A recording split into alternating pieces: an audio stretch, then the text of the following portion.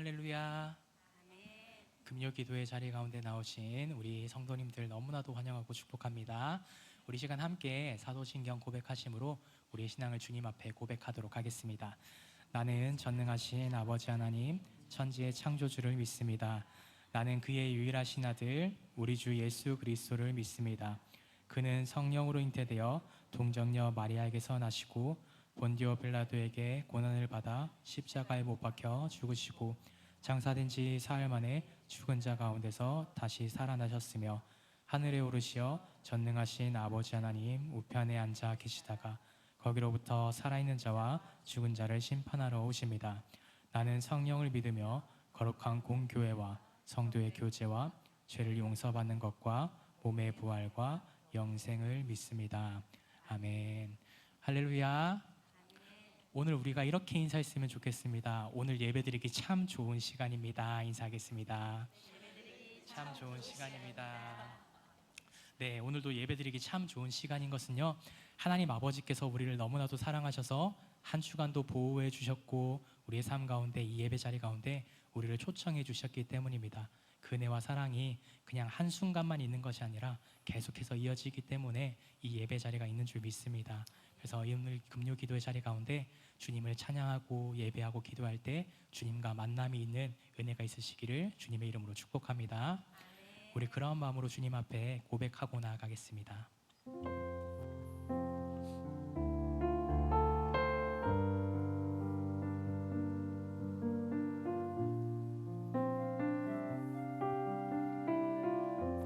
십자가 그 사랑,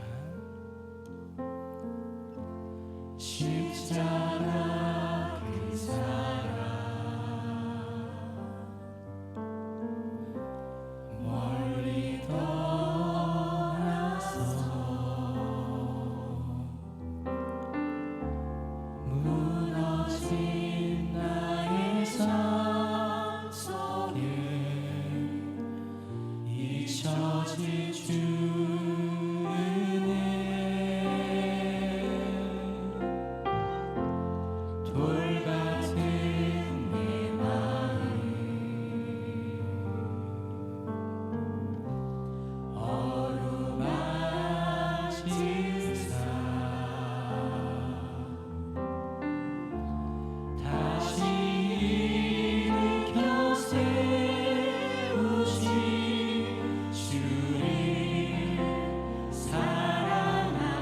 가사를 생각하면서 다시 고백합시다. 십자가 그 사랑, 십자가 그 사랑,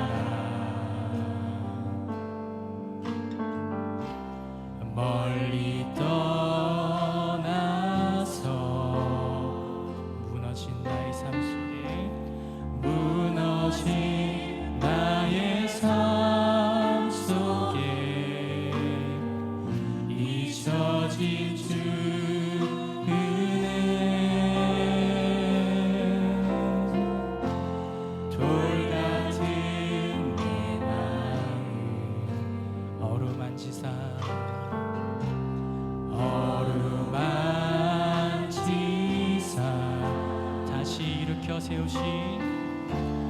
다시 일으켜 세우신 주를 사랑합니다. 주 나를 보호하시고 주 나를 보호하시고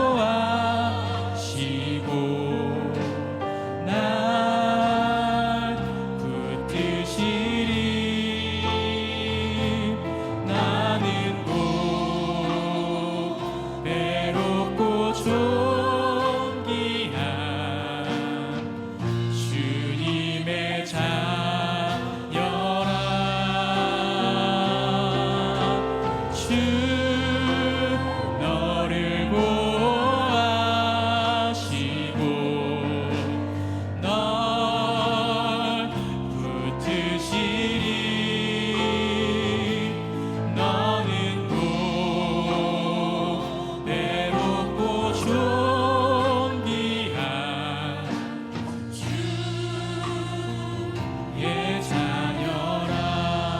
지나간 일들을 지나간 일들을 기억하지 않고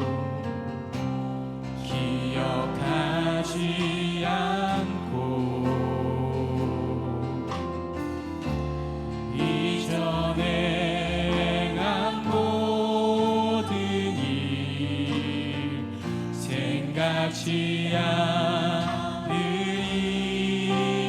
사막의 강물과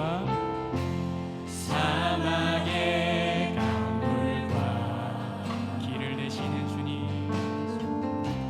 길을 내시는 주, 내 안에 새 일 행하실, 내 안에 새 일 행하실 주만 바라보리라. 주 나를 보호하시고 주 나를 보호하시고 날 붙드시리. 나는 외롭고 존귀한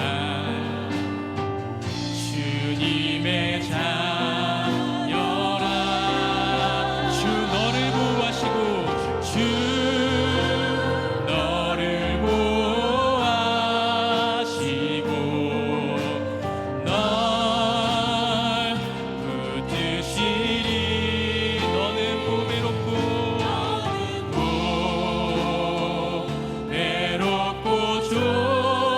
존귀한 주. 예, 우리 다시 한번 고백합시다. 주 나를 보호하시고 주 나를 보호하시고 날 붙드시리. 나는 외롭고 존귀한 주님의 자녀라. 주 나를 보호하시고 주 나를 보호하시고 날 붙드시니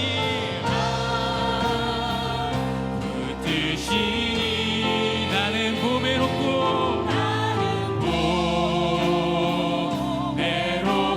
존귀한 주의 자녀라. 나는 보배롭고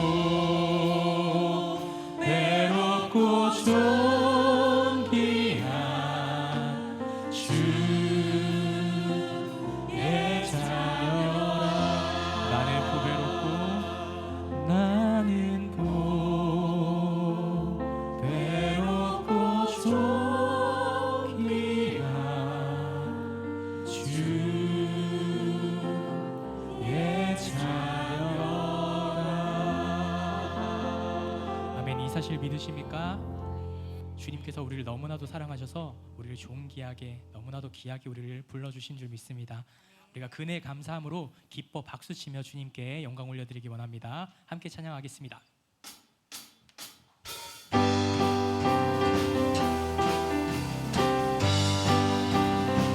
주님은 아시네, 주님은 아시네, 주 사랑하는 마음 이전보다 더 주님 알기 원해. 내 마음 다하여 주님께 고백해. 주님만 위해 내 삶 드리기 원해. 위대하신 왕 내 맘에 한 소망, 언제나 주와 함께, 언제나 주와 함께. 예수 나의 영혼의 구세주. 아멘. 영원 무궁히 주님만을 나 찬양하리. 우리 다시 처음부터 고백합시다. 주님은 아시네, 주님은 아시네, 주 사랑하는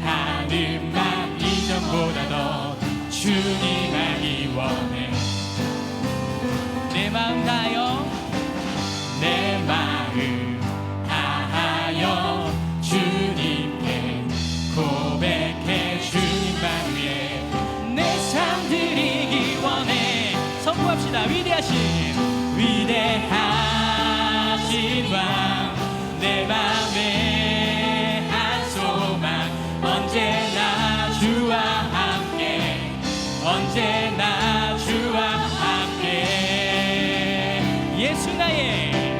예수 나의 영혼의 구세주 영원 무궁히 주님만을 나 찬양하리 예수 나의 영혼의 구세주 예수 나의 영혼의 구세주 영원 무궁히 주님만을 나 찬양하리 위대하신 왕 내 맘에 한 소망 언제나 주와 함께 언제나 주 위대하신 왕 내 맘에 한 소망 언제나 주와 함께 언제나 주와 함께 예수 나의 영혼의 구세주 아멘 영원 무궁히 주님만을 나 찬양하리 우리 한 번 더 선포합시다 예수 나의 영혼의 구세주 예수 나의 영혼의 구세주 영원 무궁히 주님만을 나 찬양하리 우리 마지막으로 예수 나의 영혼의 구세주 아멘 영원 무궁히 주님만을 나 찬양하리 할렐루야 우리 모든 찬양받기 합당하신 주님 앞에 기쁨으로 박수 드립니다 아멘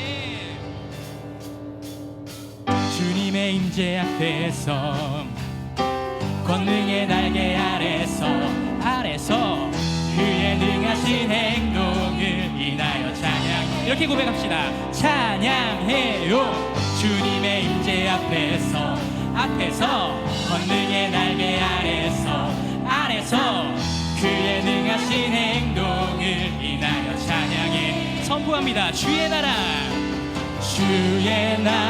주의 권세 찬양 주의 임하네 모든 원수 굴복하네 주의 임재 앞에 주의 나라 주의 권세 찬양 주의 임하네 모든 원수 굴복하네 내가 춤을 출 때 다윗처럼 춤을 추면서 전심으로 주를 즐거워하라 모든 만물들아 찬양하라 영원히 다윗처럼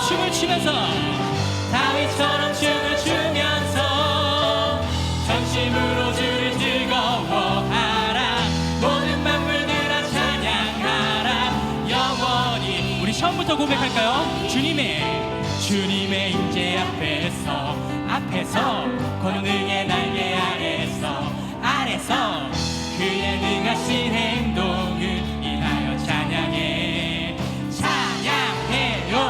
주님의 임재 앞에서 권능의 날개 아래서 그의 능하신 행동을 인하여 찬양합니다 찬양해요 주의 나라 주의 권세 찬양 주의 임하네 모든 원수 굴복하네 주의 임재 앞에 주의 나라 주의 권세 찬양 중에 모든 원수 굴복할 때 모든 원수 굴복하네 내가 춤을 출 때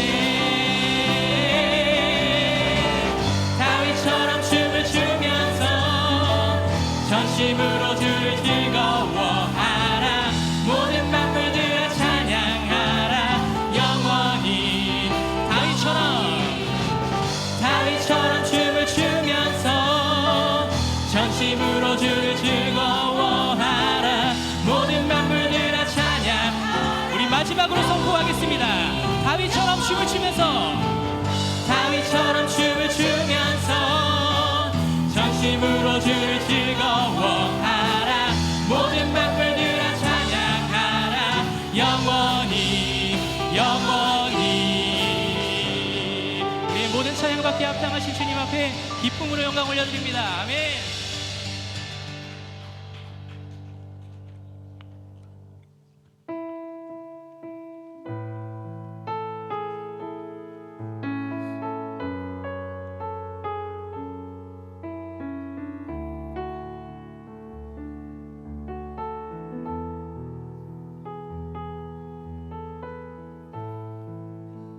민족의 가슴마다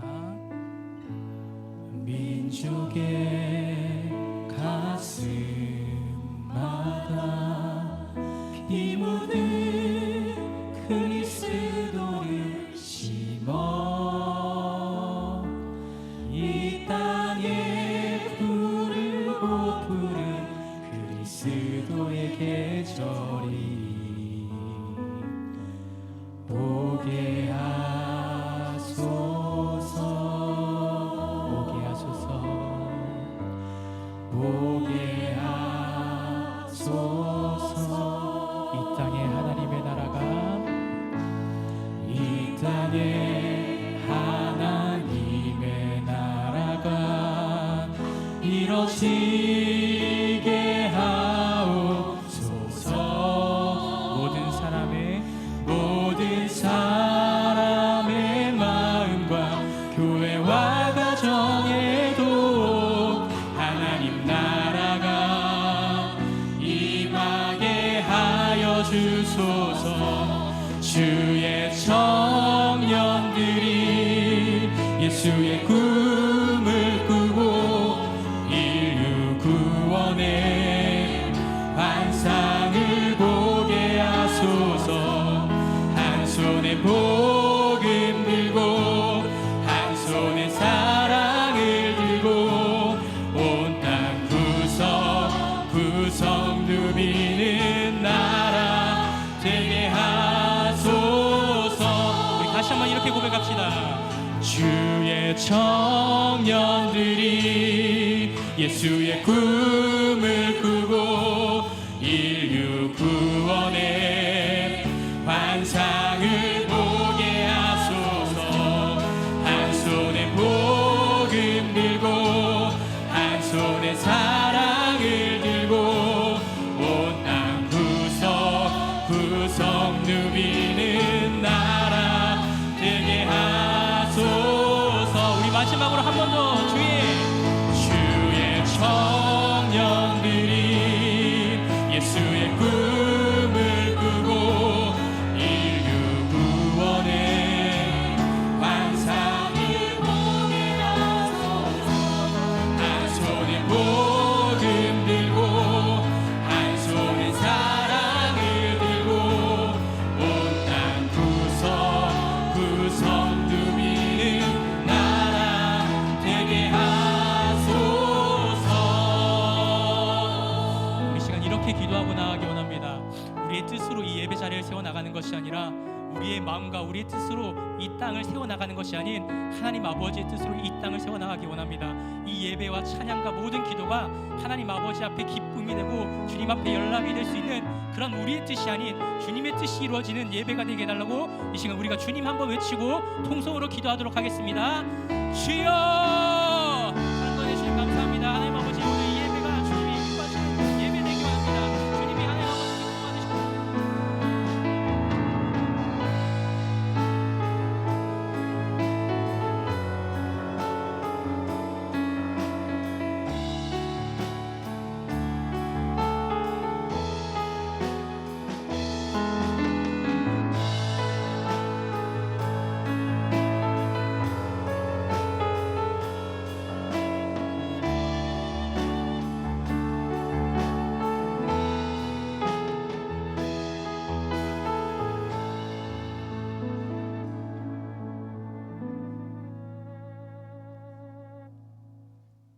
사랑의 주님 감사합니다. 오늘 이 금요 기도회로 주님 앞에 나아갈 수 있도록 인도해 주시니 감사합니다.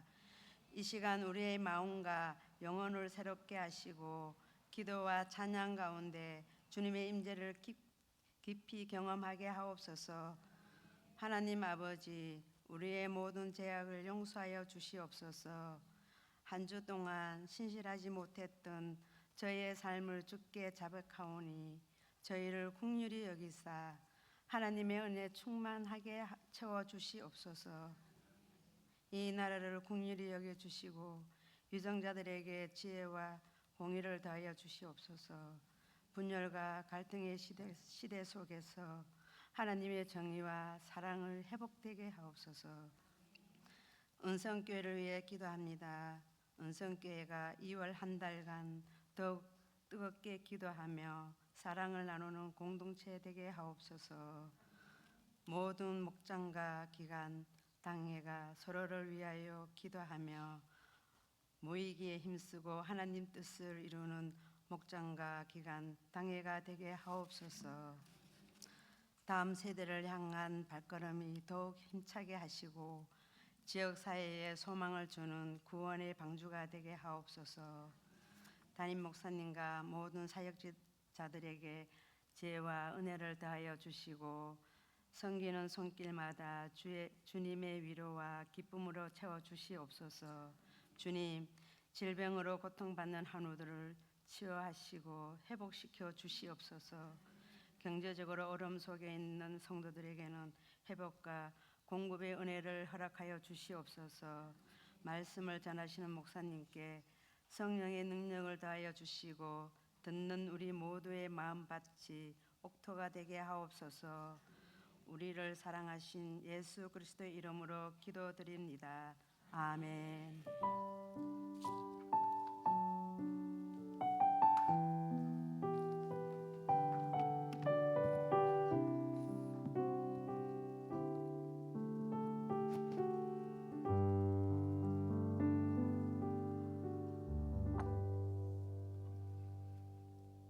할렐루야.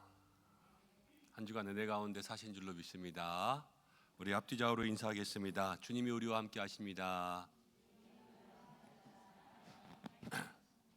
주님이 우리와 함께 하시는 줄로 믿습니다. 기도해 주셔서 기도원 잘 다녀왔고요. 주일 오후부터 주일 저녁 먹고 나서부터 금식하기 시작했는데 오늘 저녁까지 금식하고 이제 내일부터 식사 시작하려고 합니다. 그런데 괜찮게 보이죠? 오늘 오후에 기도원에서 내려와서 이발 싹 깎고요. 그리고 면도 잘 하고 또 너무 이렇게 수척해 보이면 안 되잖아요, 그렇죠? 그래서 한껏 꾸미고 나왔습니다. 원래 계획대로라면 오늘은 교회에 있으면 안 되고 저기 가족들과 함께 해외에 있어야 되는데 뜻대로 되는 게 없는 것 같아요. 제가 목회하면서 해마다 겪는 고질적인 문제가 있습니다. 잘 안 없어져요. 이게 저를 계속 괴롭히고. 그래서 작년 연말에 제가 교회에 안을 하나 냈어요. 이 문제를 해결하기 위해서 좀 이렇게 했으면 좋겠다. 그런데 그게 잘 안 받아들여졌어요. 마음이 상했어요. 솔직히 얘기하면 빈정이 좀 상했어요. 근데 하나님이 잘 붙잡아 주셨어요. 그래서 그냥 마음을 잘 잡았어요. 그리고 저는 이렇게 포기가 또 빠르거든요. 한번 조금 고집하는 것 같다가 아닌 것 같다 그러면은 그냥 포기해요. 그리고 주님 앞에 하나님 이게 뜻이면은 그냥 그대로 가겠습니다. 그렇게 기도하고요. 마음을 잘 잡았거든요.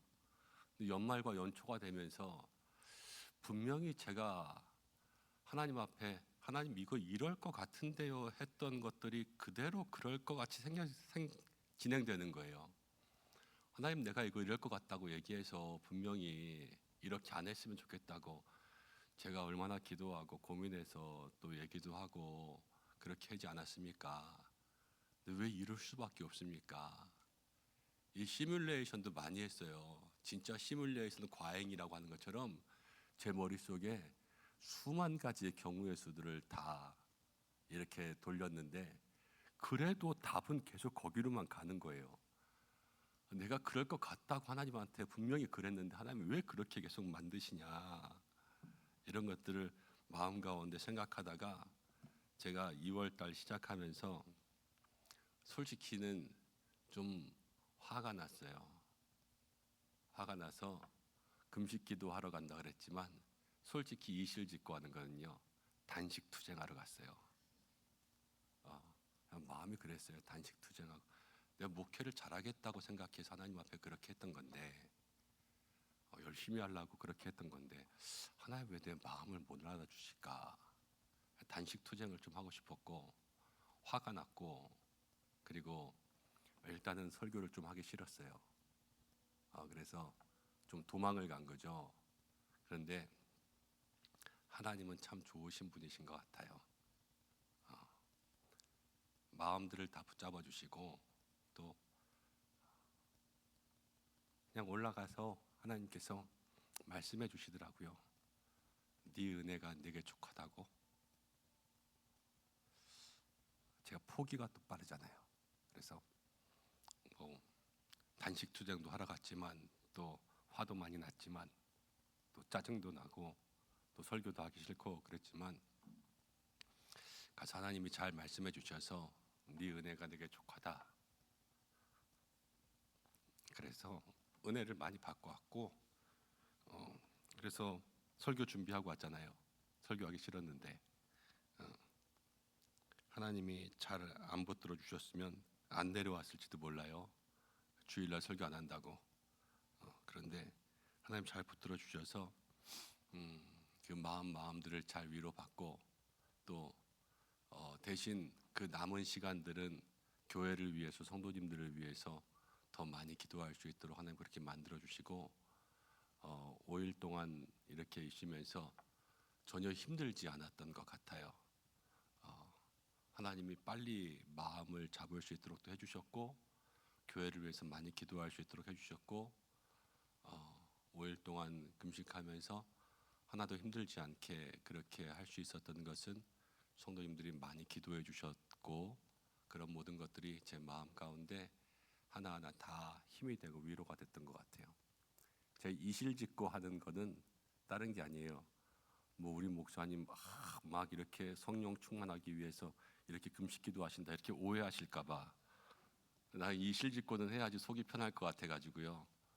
그런 거 아니라 좀 속상해서 그랬는데 하나님이 잘 붙들어 주셨고, 이제 내려왔으니까 또 열심히 해야죠. 전 단순한 사람이라 앞에서 이러고 뒤에서 이 말 못하고 그냥 말하면 말한 대로 해요. 그래서 이제는 열심히 해야 되겠다 그런 생각 가지고 왔으니까 또 2월 한 달 믿음의 열심을 낼 수 있는 우리 모두가 되기를 소망합니다. 어디 가서 이런 말 하겠습니까? 오늘 얘기하고 끝이에요. 주일날은 안 해요 이제. 자, 고린도전서 보겠습니다. 고린도전서 1장 1절에서 9절까지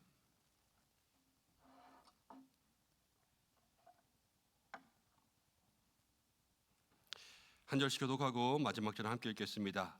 하나님의 뜻을 따라 그리스도 예수의 사도로 부르심을 받은 바울과 형제 소스데네는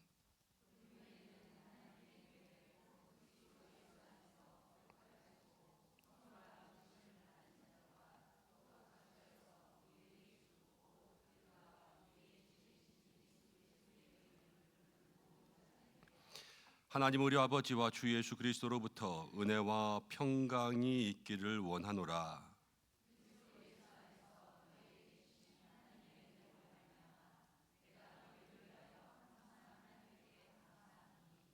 이는 너희가 그 안에서 모든 일 곧 모든 언변과 모든 지식의 풍족함으로 너희가 모든 은사에 부족함이 없이 우리 주 예수 그리스도의 나타나심을 기다림이라.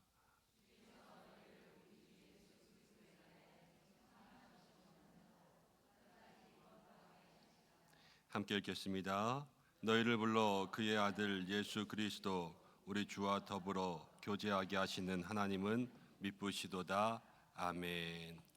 기도하겠습니다. 하나님 아버지 고맙습니다. 하나님 참 좋으신 하나님이심을 고백합니다. 우리의 마음이 상하여도 늘 위로하여 주시고, 우리의 마음이 화가 나도 달래주시고, 우리의 마음이 때로는 삐딱하여도 하나님께서 늘 우리를 붙잡아 주셔서 제자리에 있게 하시고 그 자리에서 힘내게 하시고 주님만 바라볼 수 있게 하시니 하나님은 참 좋으신 분입니다.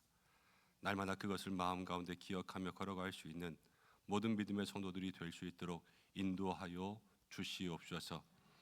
하나님, 오늘도 말씀 나누려고 합니다.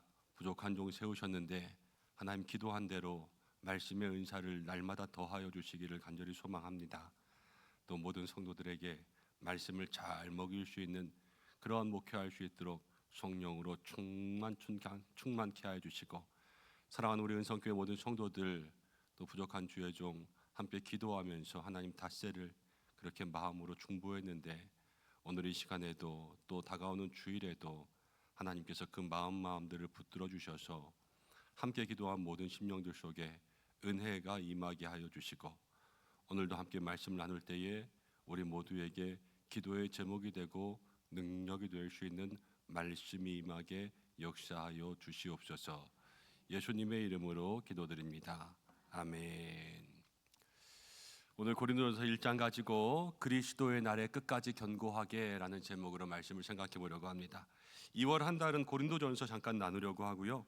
3월부터는 지난번 말씀드린 것처럼 교회란 무엇인가, 교회론에 대해서 함께 좀 나누면서 기도하려고 합니다.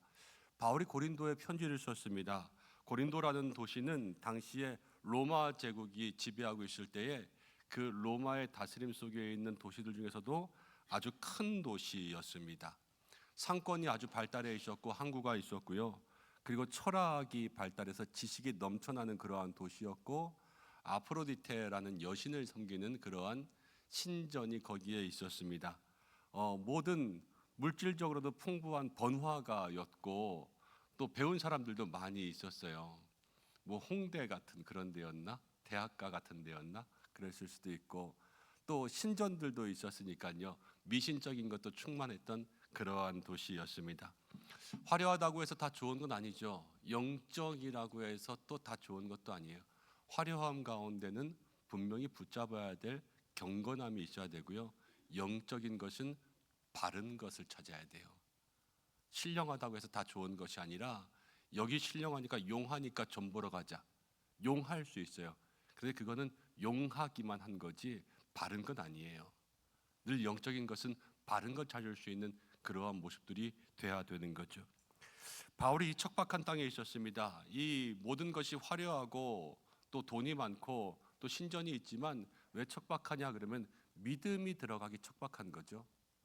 모든 것은요 다 믿음의 기준이 돼야 돼요. 그래서 이 믿음이 들어가기에 척박한 땅에서 1년 6개월 동안 있으면서 교회를 세웠습니다. 눈물로 교회를 세우는 거예요. 여러분, 척박한 곳에 있으면요 눈물밖에 답이 없어요. 고난의 시대, 어려운 시간, 여러분들의 인생 가운데 광야가 있고 또 문제 많은 그러한 시간들이 있다면, 여러분, 우리의 모든 삶의 방법은요 눈물밖에 없어요. 눈물밖에. 그 척박한 땅에 어떻게 교회를 세우겠어요, 그렇죠? 근데 바울은요 눈물로 교회를 세웠어요. 하나님께서 그 눈물의 시를 응답해 주셔서 교회를 세워 주시는 거죠. 거기서 목회했습니다. 목회하고 바울은 이제 다른 곳으로 또 선교 여행을 떠났습니다. 근데 선교 여행에서 들은 고린도 교회 소식이 충격적이었어요. 고린도 교회의 소식이 그 안에 분쟁이 생기고 교회 안에 음행이 일어나고 서로 송사, 재판이 붙어가지고 잘했다 잘못했다 세상 법정에서 싸우고, 뭐 음식 문제에서부터 모든 은사에 대한 문제들까지 고린도 교회에 여러 가지 문제가 일어나고 있다라는 거예요. 근데 그 고린도 교회의 문제가 생각해 보면 지금 우리의 문제와 비슷한 거죠. 그 당시의 문제나 지금 문제나 똑같아요. 근데 바울은 이미 교회를 세웠지 않습니까? 그리고 떠나서 또 다른 교회들을 목회하고 있지 않습니까? 그럼에도 불구하고 고린도 교회에 계속해서 편지를 보냅니다. 지금이야 이메일 검색하고 이래서 편지 보내면 되지만 그 당시에는 편지 보내는 것도 큰 일이었어요. 써야 되고요. 그 편지를 잘 보관해야 되고요. 우체국이 있습니까? 뭐가 있습니까? 다 인편에 그렇게 해서 경비를 줘서 보내야 되는데, 배를 타고 그렇게 가서 보내는 것들은 편지가 가는 데만 몇 개월 걸렸고요. 그 편지를 가서 또 볼 때에도 많은 사람들에게 돌려주면서 볼 수 있도록 해야 되는 그러한 일들이 참 어려운 일이었습니다. 하지만 바울은 그 편지 또한 눈물로 써서 보냈어요. 그래서 고린도 교회 성도들에게 자신의 뜻이 전해지게 한 거죠. 그냥 좀 싸우면 어때요? 뭐 교회가 싸울 수도 있지. 뭐 우리는 안 싸웁니까? 우리도 맨날 싸울 때 많은데, 그렇죠? 뭐 교회가 좀 시끄러울 수도 있지 뭐. 우리는 안 시끄럽습니까? 다 시끄럽지. 근데 그 싸우다 보면 또 조금 있으면 괜찮아지기도 하고, 시끄럽다 보면 조금 있으면 괜찮아지기도 하지 않습니까? 싸울 때마다 매일 담임 목사가 편지 쓰고, 시끄러울 때마다 담임 목사가 매일 편지 쓰고, 여러분 그래가지고 조금 시끄러우면 편지 받고, 조금 싸우면 편지 받고, 이래가지고 집에 편지가 막 쌓여요. 그럼 좋으시겠어요? 그냥 그렇게 있으면 또 해결되겠지. 그런데 바울은 왜 그 어려운 또 고난의 눈물의 편지를 쓰는 걸까? 바울의 마음 가운데 있었던 게 있어요. 그냥 이렇게 두면 안 되거든요. 왜 이렇게 두면 안 되냐? 교회가 싸우기 때문에가 아니라 바울의 마음 가운데 더 확실한 하나는요, 이제 곧 주님이 오실 거예요. 재림신앙이라는 거거든요. 주님이 오셨을 때 싸우고 있으면 어떡하겠냐는 거예요. 주님이 오셨을 때 그렇게 서로 음행하고 있으면 어떻게 하고, 주님이 오셨을 때 서로 재판 걸고 있으면 어떻게 하고, 주님이 오시는 그때에 이런 모양으로 신앙생활하고 있으면 어떻게 하겠냐. 바울은 이걸 얘기하고 싶은 거예요.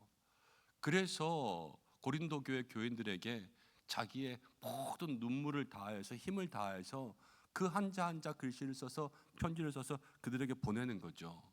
잘못된 거 고쳐라. 왜? 주님 오시니까. 주님 오실 때 우리가 다 주님 앞에 잘했다 칭찬받을 수 있는 그러한 믿음의 사람으로 살아야 되는 거 아니냐. 그러면서 이 고린도 교인들에게 진심의 마음을 다하는 거예요.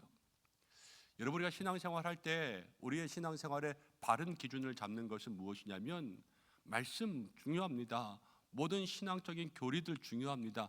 그렇지만 가장 중요한 것은 주님 오신다는 거예요. 주님 오신다. 주님 살아계신다. 주님이 나를 보신다. 이것만큼 더 중요한 게 없어요. 주님이 오늘 오신다면 어쩔 거예요? 주님이 내일 오신다면 어쩔 거예요? 제가 금식하고 쫄쫄 끊고 기도하고 있을 때 주님 오신다면 얼마나 좋았겠어요. 내일부터 먹을 건데 더 막 먹고 있을 때 주님 오시면, 아, 이틀 전에만 오시지 내가 얼마나 그때 경건하게 있었는데요. 이럴 수 없단 말이에요. 늘 주님이 오시는 그때에 주님께 칭찬받을 수 있는 믿음의 삶으로 살아가는 것, 이게 신앙의 마음 가운데 기준이 돼야 되고요. 그리고 주님이 지금 오신다, 언제 오시더라도 그것을 마음 가운데 품을 수 있는 그러한 성도들이 될 때 여러분 신앙생활은 바르게 갈 수 있고요, 견고하게 설 수 있는 거예요.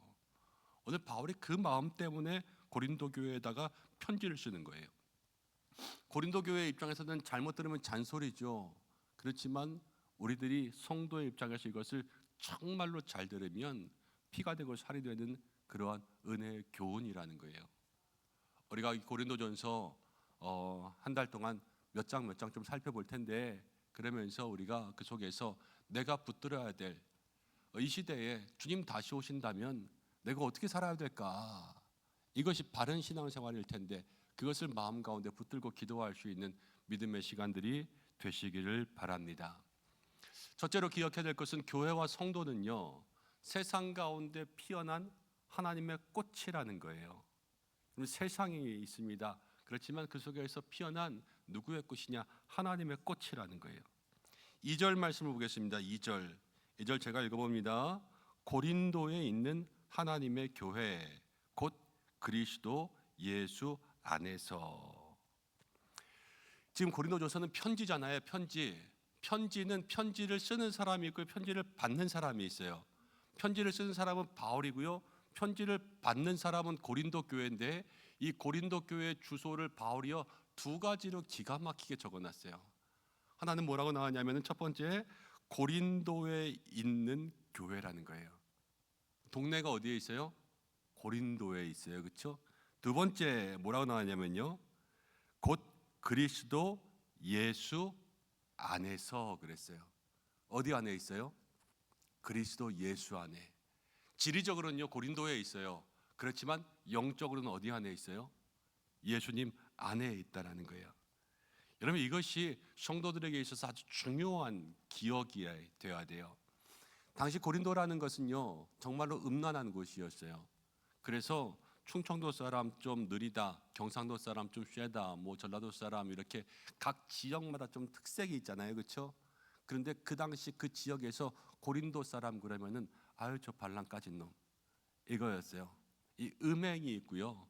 그리고 모든 사람들의 그 속에 음흉하고 계산적이고 무엇인가 음란하고 지저분한 더티한 그러한 사람들이 많이 있는 데가 고린도였어요. 신전에 있는 창기들이요 예배드리면은 예배드리면서 그것이 예배의 행위라고 자기의 몸을 팔아서 그것으로 성전에 헌금을 내게 하고 그러는 것이 그 당시의 십성이었어요. 그런데 바울은 그 죄악의 한복판에 뭐가 있냐? 교회가 있다 그러는 거예요. 교회가 고린도에 있는 하나님의 교회라는 거죠. 이 교회의 신비예요. 교회는 산속에 있지 않고 수도원에 있지 않습니다. 성도가 사는 데가 그렇습니다. 제가 기도원 올라가서 너무 편했어요. 왜냐하면 설교 안 해도 되고요. 그리고 남이 설교 다 해주지요. 그리고 전화 안 받아도 되고 전화 오는 거 별로 없고 그래서 너무 좋았어요. 그런데 좋다고 제가 거기 계속 있을 수는 없잖아요. 내려와야지요. 남이 해주는 설교만 계속 듣고 있을 수는 없잖아요. 저도 하나님 맡겨주신 일이 있는데 저도 말씀 준비하면서 여러분들에게 말씀 전하고 그래야 되지 않겠습니까? 제가 좋다고 거기만 머물러 있을 수는 없어요. 이 자리 가운데 내려와야 되죠. 여러분 제가 지난주 지지난주 한번 말씀드린 적 있나요? 목회랑 목장지기 비교하면서 목회는 로맨틱하지 않다고, 목회는 치열하다고, 목회는 우아하지 않다고, 목회는 정말로 이 몸을 써가면서 열정적으로 그렇게 해야 된다고. 이 치열한 삶의 현장 아닙니까? 저도 그렇고 여러분들도 그렇고 다 그렇습니다. 근데 짐을 싸서 다시 이곳으로 내려와야 되는 거죠. 그게 우리가 살아가야 되는 삶의 모습이라는 거예요. 고린도 교회가요 어디에 있냐? 저기 하늘에 있지 않습니다. 고린도 교회가 고린도 한복판에 있어요. 그 더러운 땅에. 근데 거기서 무엇을 하냐? 하나님 주신 신앙을 지키며 살아가는 거예요. 우리들도 그렇지요. 여러분 우리가 살아가는 모든 곳에 신앙을 지키기 좋은 곳에 있다면 참 복된 것이지만 그렇지 않은 곳에 살아가는 여러분들도 있을 줄로 압니다. 근데 중요한 것은 무엇이냐면 내가 지금 어디에 있느냐 이건 장소고요. 내가 누구에게 속해 있느냐 이건 소속이에요. 근데 오늘 우리에게 중요한 것은 장소가 아니라 소속이라는 거예요. 내가 어디 사냐 이거 중요하지 않아요. 내가 어디 안에 있냐. 오늘 바울은 그랬죠. 고린도에 있는 교회, 그 교회가 곧 예수 그리스도 안에 있다는 거예요. 여러분 어느 동네에 있든지 간에 여러분들의 삶의 현 영적인 주소가 예수님 안에 살아갈 수 있는 믿음의 사람들이 되시기를 바랍니다. 그럼 거기서부터 능력이 생겨요. 여러분 가만히 생각해 보세요. 아프리카에 간다고 해서 다 우리의 피부가 검어지는 거 아니에요. 옛말에 까마귀 노는 곳에 백로야 가지 마라 그랬는데 까마귀 있는 곳에 백로가 간다고 해도 백로가 다 검어지는 것은 아니에요. 왜 그러냐? 우리가 세상 가운데 가서 산다고 해도 우리가 다 세상 사람 되지 않아요. 왜냐? 오늘 말씀 가운데 그렇게 나와요. 예수 그리스도 안에서 거룩하셨다라는 거예요. 거룩함이라는 것이 그래요. 우리에게서 나오는 것이 아니라 어디에 있어야지만 거룩해지냐면요. 예수 그리스도 안에 있어야지만 거룩해지는 거예요. 믿음을 가지고 있으면 세상 가운데서도 거룩해진다고요. 그렇지만 믿음이 없으면 세상에 있으면 세상과 똑같이 변하는 게 신앙의 모습이라는 거예요.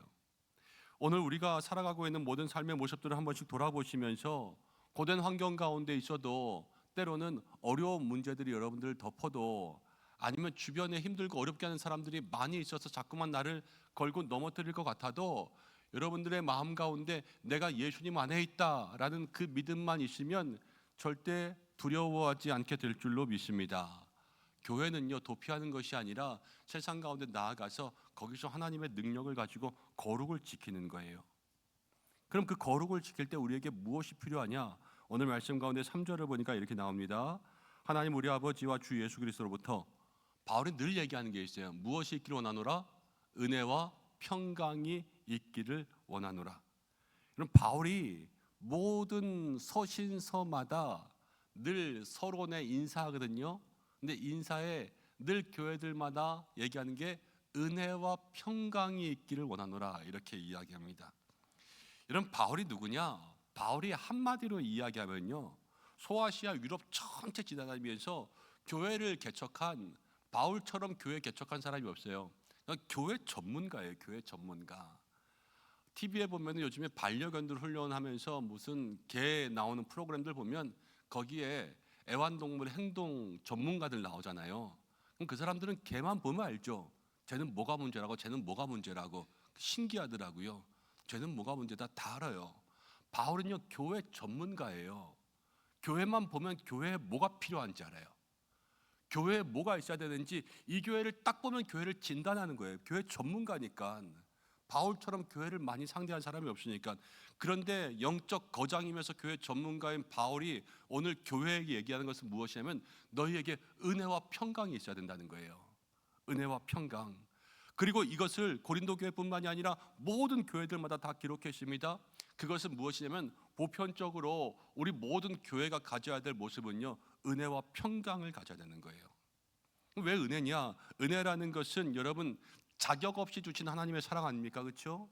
이 카리스라고 하는 것인데 자격 없이 주시는 거예요. 고린도 교회를 생각해 보세요.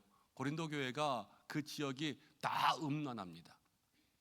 다 죄악 가운데 있습니다. 다 교만합니다. 여러분, 그런데 그 속에서 믿음을 지키면서 살아갈 수 있도록 그렇게 만들어 주셨어요. 이게 고린도 교인들이 자격이 있어서 그런 것이 아니라 하나님의 은혜라는 거예요. 우리 모두가 다 똑같습니다. 이 자리에 올 수 있었던 것은 우리가 자격이 있었던 것이 아니라 모두가 다 하나님의 은혜라는 거예요. 가정 가운데 여러분 아직도 예수님을 믿지 않는 그러한 가족들이 있다면 그들에게도 뭐가 필요하냐? 은혜가 필요한 거예요. 하나님 은혜의 선물을 주셔서 그들의 마음들을 움직여 주시는 그런 은혜가 있어야 되겠죠. 그리고 나서 그 마음 가운데 주시는 것은 평강이라는 거예요. 평강이라는 것이 헬라어는 에이레네인데 우리가 히브리어로 얘기하면 여러분들 가장 잘 아는 것 샬롬이에요. 샬롬. 평강, 마음에 평안이 있는 거죠. 근데 은혜가 있는 사람은요, 마음에 평안이 있어요. 은혜를 뺏기잖아요. 마음에 평강이 없어져요. 여러분, 고린도라는 도시만 생각해 보면 화려하잖아요. 쾌락이 넘치잖아요. 그런데 거기에는 평강이 없어요. 여러분, 현대인들이 다 그래요. 돈이 많아졌는데요, 잠을 못 자요. 재밌는 게 얼마나 많은데요, 여러분 우울증 약을 먹어요. 여기 현대인들의 삶이라는 거예요. 왜냐? 그들의 마음 가운데도 은혜가 없거든요. 우리들의 삶에도 마찬가지예요. 여러분, 은혜가 없으면 우리도 재밌는 거 많아도요 늘 불안하고 돈 많아도요 잠 못 자요. 그렇지만 은혜가 있으면 그 은혜가 마음을 평강으로 인도하는 거예요. 그래서 하나님께서 사랑하는 자에게 잠을 주시는 그러한 놀라운 은혜처럼 우리의 마음 가운데 평강이 있는 거죠.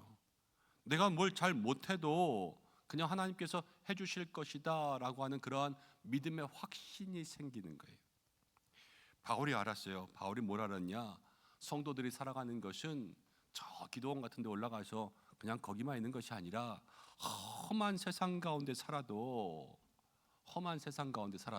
하나님 주시는 은혜와 평강이 있고 예수님 안에 있으면 그 사람은 살 수 있다는 거예요. 오늘 우리가 하루를 살아갑니다. 또 이 한 달을 살아가고 또 앞으로의 삶을 살아갑니다. 여러분, 살아가는 모든 세상이요 쉽지 않습니다. 그래서 녹록치 않다라는 말을 쓰잖아요. 그렇지만 그 속에서도 저와 여러분들이 예수님 안에 있으면 내가 어디 있냐가 아니라 누가 붙들고 있냐, 이것을 마음 가운데 기억하면 하나님께서 은혜를 더하시고 평강을 더하실 줄로 믿습니다. 그것을 기억하면서 주님 붙들어 달라고 기도할 수 있는 여러분들이 되시기를 소망합니다. 그러면서 바울이 4절로 갑니다. 4절에는 이렇게 이야기합니다. 그리스도 예수 안에서 너희에게 주신 하나님의 은혜로 말미암아. 하나님의 은혜를 주셨어요. 그렇죠? 근데 7절로 넘어가니까 이렇게 나와요. 너희가 모든 은사에 부족함이 없어. 하나님이 우리에게 은혜를 주신다는 거예요. 근데 은혜를 주시면 그 은혜는 무엇으로 나타나냐? 은사로 나타나요. 은혜는 카리스라는 말이고요. 은사는 카리스마라는 말이거든요. 그래서 그 은혜, 카리스로부터 카리스마가 나와요. 우리에게 은혜가 부어지면요, 그 은혜를 통하여서 저와 여러분들에게 다 은사가 생겨요. 근데 이 은사도 뿌리는 어디냐? 은혜라는 거예요. 고린도 교회 도덕적인 흠도 많죠. 이 세상에서 다 세상 때를 벗지 않아서 그래요. 그러니까 분쟁도 있고 다툼도 있고 음행도 있고, 아직 그들이 그 마음속에서 모든 죄의 모습들을 벗고 거듭나지 못한 거죠. 거듭나는데 시간이 필요했던 거예요. 예수님을 믿고 구원받았지만 이 구원받고 나서 그들의 삶의 모든 것들을 다 버리고 온전히 예수님만 주인 되어서 주님만 따라가기에는 시간이 부족했던 거예요, 이들이. 그래서 다시 넘어지고 죄로 돌아가는 거죠. 그런데 그렇다고 해서 실망할 것이 아니라 바울이 잡아주고 예수님 안에 있으면 그 은혜와 평강으로 살아난다는 거예요. 근데 은사를 주셨습니다. 그 모든 은사를 통하여서 하나님께서 원하시는 것은 무엇이냐? 그럼 하나님 왜 은사를 주시겠어요? 잘 쓰라고 주시겠죠. 은사를 가만히 가지고 있다가 그냥 자기 혼자 가만히 이렇게 있으면 그 은사 여러분 없어지고 소멸돼요. 성령님도 없어지고 소멸하고요. 우리에게 주신 은사도 까먹을 때가 있어요. 방언의 은사 받으신 분들 안 쓰고 오랫동안 묵혀두면 여러분 방언기도 잘 안 나와요. 계속 사용하시고 하나님 앞에 사모하셔서 통변의 은사도 달라고 하시고 주신 은사들 가지고 그렇게 잘 사용하셔야죠. 여러분 그런 방언뿐만이 아니라 여러분들에게 모두 다 은사가 있습니다. 어떤 분들에게는 사랑의 은사가 있고요, 기도의 은사가 있고요, 봉사의 은사가 있고, 구제의 은사가 있고, 말의 은사가 있으신 분들도 있고, 힘의 은사가 있으신 분들도 있고, 주방의 은사가 있으신 분들도 있어요. 찬양의 은사 있으신 분들도 있고요. 이런 모든 걸 다 써야지요. 쓰지 않으면 그게 없어지는 거예요. 근데 써서 뭘 하냐? 씀을 통하여서 누구에게 도움되냐? 그것을 하나님께 영광 돌리지만 영광 돌리면서 그 영광의 은혜를 받는 사람은 나라는 거예요. 그 은혜를 받았는데 은혜의 증거가 은사인데 은사를 통해서 누가 좋아지냐? 쓰면 내가 좋아진다는 거예요. 기도원 올라가잖아요. 짐을 바리바리 싸갖고 갔습니다. 그런데 하나도 안 썼어요. 아내가 분명히 그랬거든요. 뭐 이렇게 옷을 많이 싸가냐고. 그런데 진짜 싸가기만 싸갔지 월요일부터 금요일까지 똑같은 옷 입고 있었거든요. 움직이지도 않으니까 그냥 아침 먹고 기도하고 밥은 안 먹는 거지. 아침에 기도하고 점심에 기도하고 저녁에 기도하고 그러니까 별로 땀도 안 나고 그냥 옷도 안 갈아입어도 되겠더라고요. 혼자 있으니까. 그냥 가방에 있는 거 그대로 갖고 왔다 그대로 가지고 왔어요. 여러분 근데 고린도 교회가 그래요. 그 가방에 하나님께서 생존 키트를 주셨어요. 쓰라고. 근데 그걸 안 쓰는 거예요. 그리고 쓰는 것이 어떻게 쓰냐면 가방 서로 열어가지고요. 내 가방에는 이거 있다. 네 가방에는 뭐 있냐. 그러면서 서로 비교하는 거예요. 그래서 내 가방에 좋은 것은 하나님 나에게 주신 것 좋은 거 아닙니까? 그렇죠? 그렇지만 남과 비교해서 이게 안 좋아 보이면 마음 가운데 원망이 되고 불신이 되고 그러면서 그 은사가 분쟁의 원인이 되는 거예요. 그러니까요. 그것이 교회의 문제가 됐습니다. 근데 여기서 중요한 하나님께서 말씀하시는 영적 원리가 하나 있는데요. 6절 말씀 가운데 이렇게 나와요. 그리스도의 증거가 너희 중에서 견고하게 되라. 그리스도의 증거라는 거예요. 예수 믿은 증거. 그 증거가 은사겠죠. 은사가 견고하게 되어야 된다는 거예요. 여러분 은혜로 받은 은사입니다. 그렇지만 그것을 잘 관리하지 않으면 그것이 없어져요. 그래서 은사를 우리가 어떻게 해야 되냐? 더욱더 견고하게 사용해야 된다는 거예요. 은사를 견고하게 사용한다는 것은 교회 안에서 여러분들이 주신 것들을 가지고 열심히 잘 갖고 갈고 닦아서 하나님 앞에 영광 돌리고 그것을 통하여서 내게 더 많은 은혜가 부어질 수 있도록 그렇게 사용하는 것, 그것이 중요하다라는 것이죠. 그러기 위해서 여러분들이 두 가지를 기억하셨으면 좋겠는데요. 첫 번째는요. 하나님 내게 주신 것을 남들과 비교하지 말고 그냥 내게 주신 것 소중하게 생각하면서 겸손하게 그 은사를 가질 수 있는 여러분들이 되시기를 바랍니다. 그리고 둘째는요. 잘 관리하셔야 돼요. 내 은사를. 내게 주신 은사가 무엇인지 여러분 잘 돌보셔야 되고요. 그것들 잘 쓰셔야 돼요. 내게 주신 은사를 잊어버리는 것이 아니라 하나님 주신 은혜의 선물이란 말이에요. 주신 것이 있으면 잘 관리해야죠. 예수님 다시 오실 거예요. 다시 오셔서 우리에게 물어보실 거예요. 내가 그때 너 그거 줬잖아. 어쨌어? 주님 우리에게 물어보시면 그것 가지고 이렇게 해서 5달란트를 남겼습니다. 2달란트를 남겼습니다. 이렇게 하나님 앞에 말할 수 있어야죠. 그 청지기의 비유에서 이야기하는 것은요, 분명히 하나님 앞에서 결산하고 남길 게 있다라는 거예요. 너 뭐 했냐? 우리에게 주신 은사들 가지고 여러분들 주님 앞에 온전히 쓰서 하나님 앞에 좋은 것들을 결산할 수 있는 믿음의 성도들 되시기를 바랍니다.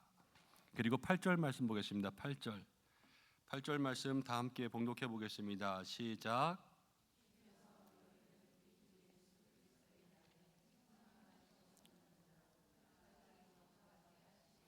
바울이 이야기해요. 너희를 우리 주 예수 그리스도의 날에, 우리 주 예수 그리스도의 날이 뭐예요?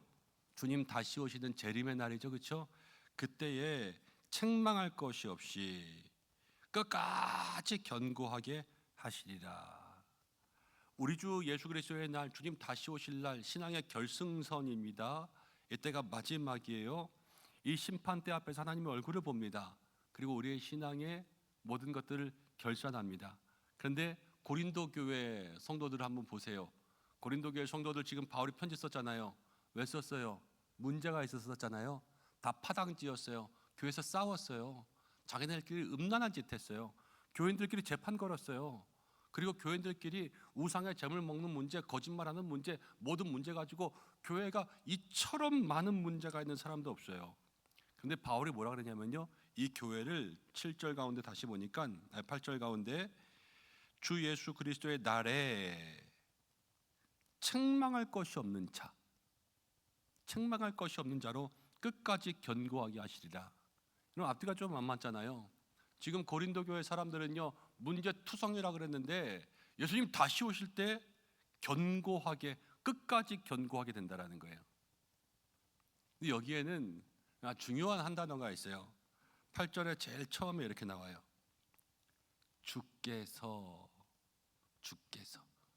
지금 고린도 교회 사람들은 문제가 있고 많은 문제들을 가지고 있지만 그렇게 끝까지 견고하게 그들을 붙잡아 주시는 분은 누구시냐면 고린도 교인들이 하는 게 아니에요. 주께서 한다라는 거예요. 주께서. 여러분, 우리가 오늘 기도해야 될 것, 가장 중요한 것은 이거예요. 우리의 모든 것은 다 주께서 하셔야 돼요. 주께서 하셔야 돼요. 금식 기도하면서 마음 가운데 그런 생각이 제일 많이 들었어요. 주님이 붙들어 주시는구나. 주님이 붙들어 주시는구나. 월요일 지나고 배가 고플까? 그랬는데 괜찮았어요. 화요일 지나고 배가 고플까? 그랬는데 괜찮았어요. 수요일 지나고 배가 고플 것 같은데 괜찮았어요. 목요일 지나고 나서는 아무 생각 없었고요. 금요일 오늘이잖아요. 이제 오늘부터는 뭐를 어떻게 먹어야 되나 걱정이에요. 그리고 내 평생 아깝기도 해요. 그런데 그 모든 시간 동안 제 마음 가운데 계속해서 들었던 것은 주님이 붙들어 주시는구나와 교회가 기도해 주시는구나.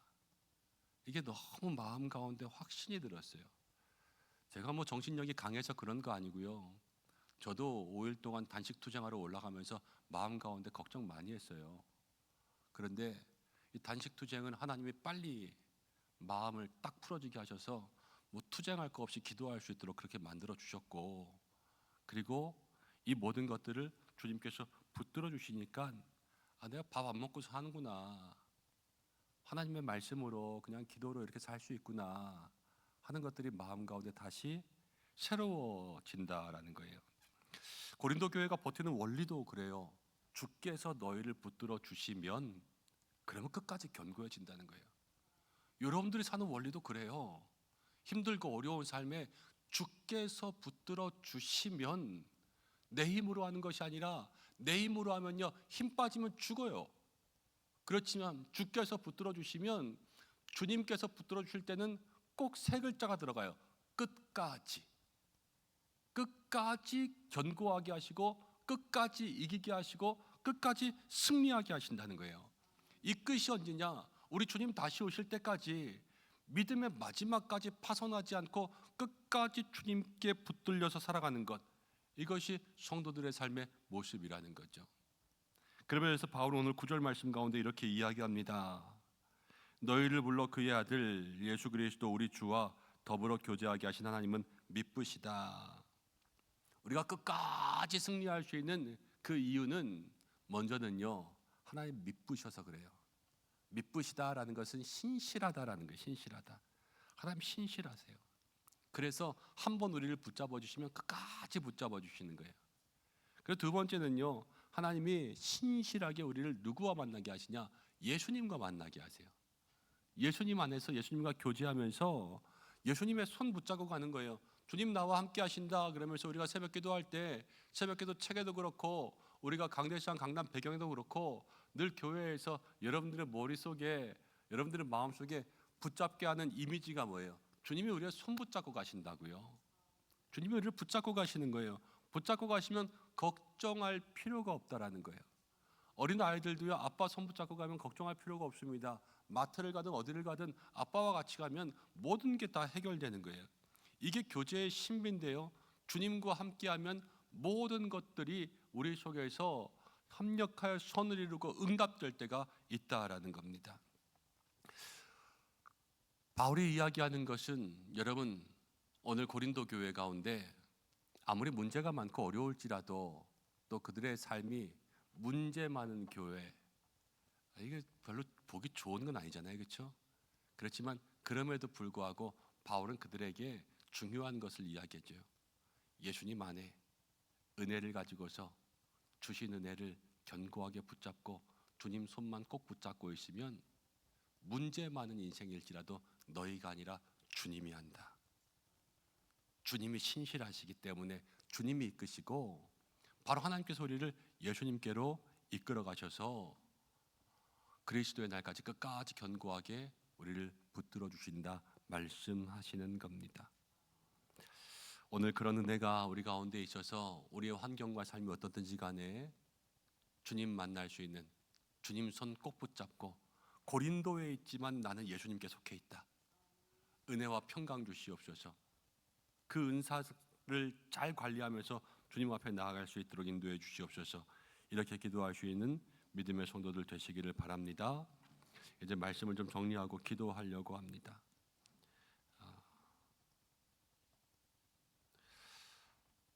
기도원 갔다가 느낀 것은 무엇이냐면, 사람은 아무것도 아니구나라는 거예요. 그리고 목사인 제가 마음 가운데 또 섭섭한 것도 있고 또 화가 나는 것도 있고 짜증나는 것도 있고, 그런데 제가 반성한 게 하나 있어요. 야, 성도들은 어떻게 살까라는 거예요. 세상 가운데 살아가잖아요. 세상 가운데 나쁜 사람들 많고, 거짓말하는 사람들 많고, 속이는 사람들 많고, 속상하게 하는 사람들 많고, 야, 사람들이 어떻게 살까 어떻게 살까, 그런 생각들을 많이 하면서 기도할 수밖에 없고, 또 내려와서 이제 다음 주부터는 사업장 신방도 하잖아요. 사업장 축복 신방. 정말 축복 많이 해야 되겠다. 축복 많이 해야 되겠다. 이런 생각들을 하면서 내려왔어요. 근데 마음 가운데 깨달은 게 하나 있어요. 그것은 무엇이냐면, 내가 힘들어하는 그 순간부터 간증이 시작되더라고요. 내가 힘들어하는 그 순간부터가 하나님의 역사와 간증이 시작되는 그러한 타이밍이었어요. 다 힘든 거 끝나고 만져주시는 분이 아니라 힘들 때부터 하나님이 만져주시는 거예요. 그리고 그 힘든 것이 끝날 때까지 끝까지 우리를 붙들어 주시는 하나님이시라는 것을 마음 가운데 확신하게 하시더라고요. 나는 약하지만, 나는 힘들지만, 그러나 주께서 우리를 붙들어 주시면 내가 힘들어하는 그 순간부터가 하나님의 역사의 타이밍이요, 내가 넘어지는 그 순간부터가 하나님이 일으켜 주시는 순간 아닙니까? 하나님이 일으켜 주시는 믿음의 타이밍이다라는 겁니다. 오늘 우리가 어떤 상황과 환경 가운데 있든지 간에 여러분들의 마음속에 세상에 있는 건 맞아요. 고린도에 있잖아요. 그렇지만 고린도에 있지만 예수 안에 있는 교회가 되는 것처럼 어디에 있든지 예수님 안에서 살아갈 수 있는 믿음의 성도들 되게 해달라고 오늘 간절히 기도할 수 있는 성도들 되시기를 바랍니다. 죄짓고 넘어지고 원망하고 불평해도 괜찮습니다. 예수님 안에 있으면 붙들어 주시더라고요. 때가 되면 하나님께서 깨닫게 하시고 다시 바른 길 가게 하시고 일어서게 하시고 하나님께서 우리의 삶을 놓지 않으시더라고요. 내가 하는 거 하나도 없더라고요. 주님 손 붙잡고 가시지. 내가 손 내밀기만 하면 주님 손 붙잡아 주시면 그것이 우리를 끝까지 견고하게 하시더라고요. 오늘 우리의 삶에 중요한 것, 주께서 그리고 끝까지 견고하게 우리를 세우실 것입니다. 그러한 믿음의 마음 붙잡고 기도할 수 있는 여러분들 되시기를 바랍니다. 하나님이 찬송가를 하나 주셨는데요, 제가 이 찬송을 기도원 내내 부르다가 한번 좀 찾아봤어요. 근데 저 몰랐던 내용인데 기도원에서 알게 되었어요. 토마스 앤드류 도로시라는 목사님이 있었습니다. 이 목사님이 찬양 사역자였어요. 근데 1932년 아주 옛날이죠. 다른 지역에 부흥회를 인도하는 중에 사모님이 아이를 낳은 거예요. 자기는 부흥회 인도하고 있고 사모님은 출산이라서 아이를 낳는데 아이를 낳다가 사모님이 죽었어요. 근데 부흥회 끝난 것 같더니 아이도 죽었어요. 목사님이라 천국 간 것은 알지만 얼마나 마음이 힘들었겠어요. 그렇죠? 하나님 앞에 화가 난 거예요. 원망이 됐던 거예요. 근데 하나님이 그 목사님의 마음을 만져주셨어요. 그 목사님 마음 가운데 위로를 받았고요. 그리고 하나님 앞에 그런 찬송가를 하나 지었어요. 주님여 이 손을 꼭 잡고 가소서. 약하고 피곤한 이 몸을 폭풍의 흑암 속 해치사 빛으로 손잡고 날 인도하소서. 주님여 이 손을 꼭 잡고 가소서. 약하고 피곤한 이 몸을 폭풍의 흑암 속 해치사 빛으로 손잡고 날 인도하소서. 인생이 힘들고 고난이 겹칠 때에 주님여 날 도와 주소서. 외치는 이 소리 귀 기울이시사 손잡고 날 인도하소서. 외치는 이 소리, 외치는 이 소리 귀 기울이시사 손잡고 날 인도하소서.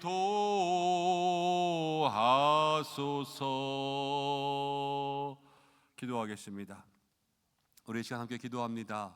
말씀 붙들고 생각하면서 기도할 때에 우리가 연약하고 고린도 교회 같지만 우리가 주님 안에 있기만 하면, 주님이 우리를 붙들어 주시기만 하면, 주님과 함께 있기만 하면 우리의 삶에는 우리가 하는 것이 아니라 주께서 우리를 끝까지 예수님의 날까지 견고하게 붙들어 주신다 약속하셨습니다. 많은 문제 어려움 가운데 있는 거 알고 있습니다. 오늘 이 자리 가운데 나오신 모든 성도님들 가운데도 해결되지 못한 가정의 문제가 있고 일터의 문제가 있고 건강의 문제가 있고 또 마음에 시험이 있고 근심이 있고 걱정이 있는 것 다 알고 있습니다. 그렇지만 우리가 하면 할 수 없습니다. 주께서 우리를 끝까지 붙들어 주셔야 모든 환난과 어려움을 이겨내고 모든 문제들을 극복하고 주님께로 응답의 길로 나아가게 될 줄로 믿습니다. 오늘 그 마음 달라고 주님 앞에 주님 붙들고 간절히 기도하고 주님여 이 손을 꼭 잡고 가셔서 주님여 이 손을 꼭 잡고 가셔서 외치는 이 소리 귀 기울여 주셔서 주님 날 인도해 달라고 이 시간 함께 간절히 기도하신 여러분들 되시길 바랍니다. 나라와 민족을 위해서 기도하시고 선교지에서 기도해 주시고 교회를 위해서 기도해 주시고 또 우리 모든 목사님들 위해서 함께 중보해 주시고 주일 예배를 위해서 기도해 주시고 우리 모든 장로님들과 또 당회와 재직들을 위해서 여러분들이 중보해 주시고 우리 목장 기관들, 교회 학교 또 모든 리더십들 한 분 한 분들 모든 시니어분들 위해서 함께 기도해 주시고 환우분들 많이 있습니다. 여러분들이 중보해 주시고 여러분들의 각자의 기도의 제목 가정과 일터의 삶의 모든 모습 가지고 기도하시다가 자유롭게 하시기 바랍니다. 다 함께 주여 세 번 외치고 기도하겠습니다. 주여 주여